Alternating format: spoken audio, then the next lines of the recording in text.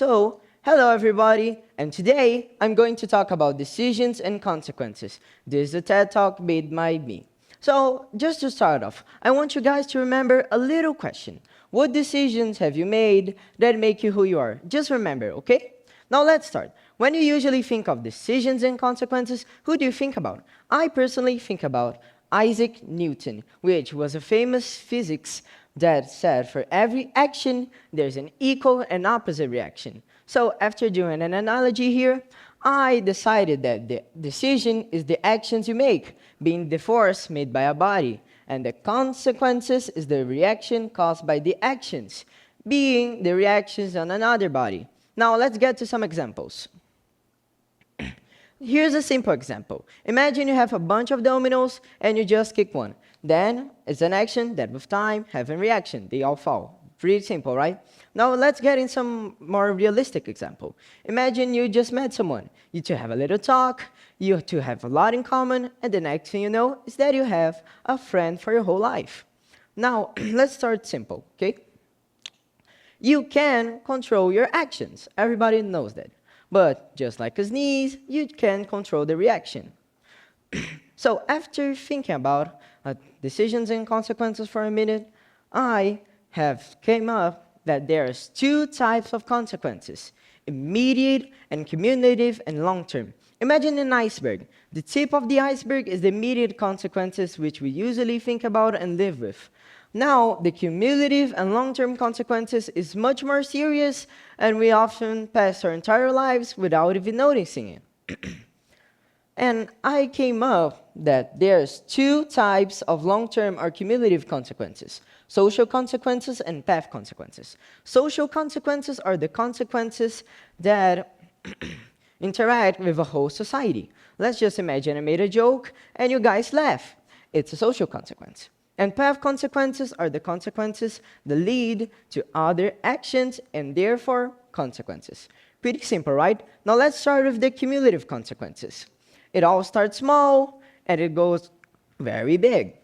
Imagine a snowball that starts off very small in the mountain, then it just rolls up, and the next thing you know, there's a whole avalanche. Imagine I made a little joke here, okay? Some of you guys may not even like it. Then it may be risen up, and when you see me on the street, you might not even want to look at me. It's all the cumulative consequences. Or, just to contextualize, you can imagine a Newton's cradle, but every time one ball hits another, it just gets progressively faster and faster. That would be just one case where the ball just flies off. It's so much speed. It starts off small and it goes so much bigger. And the long-term consequences.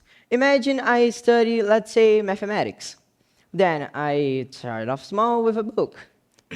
Then I go to a university and I have a job.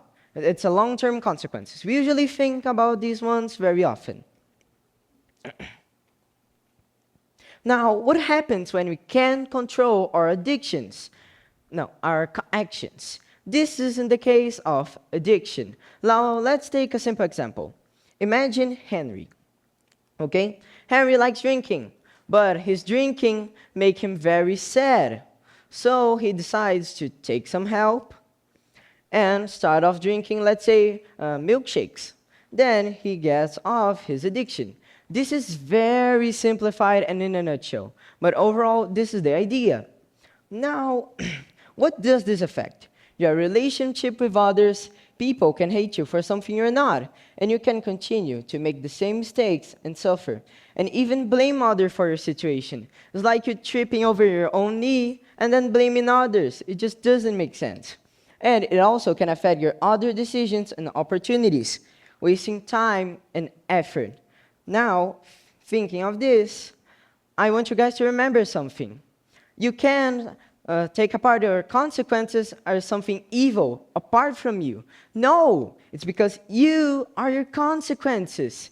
Let's just imagine here, Henry has a little time machine, okay?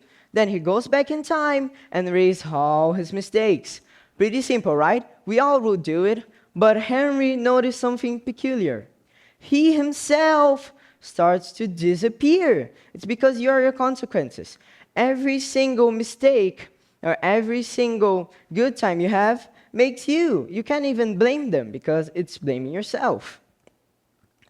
Now, how to know if I made a bad decision?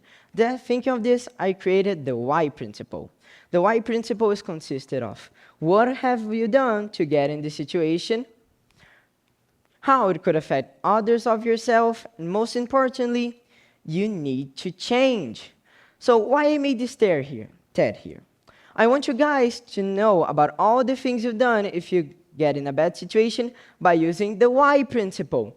And I want you guys to remember one very important question that most people don't even realize. What decisions have you made that make you who you are?